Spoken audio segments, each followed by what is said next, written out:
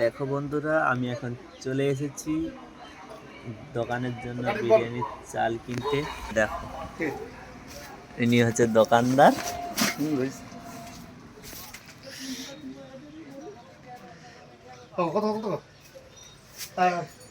3.5 kilo. এখন বিরিয়ানির চাল আনতে চলে এসেছি। এটাই হচ্ছে চাল দোকান, প্রোভাইডার জাহাঙ্গীর খান। দেখো, মন্দিরতলা বাজারের ওপরে। আমি এখন চাল আনতে চলে, দোকানে বিরিয়ানির কাজ চলবে, তার জন্য চলে এসেছি।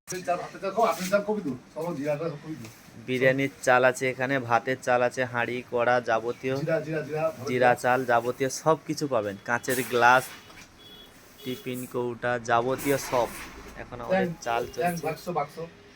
এই দিকটা আছে ট্যাঙ্ক, মগ, তারপরে এদিকটা কোরআন শরীফ সবই আছে। এই দোকানে সব কিছু পাবেন।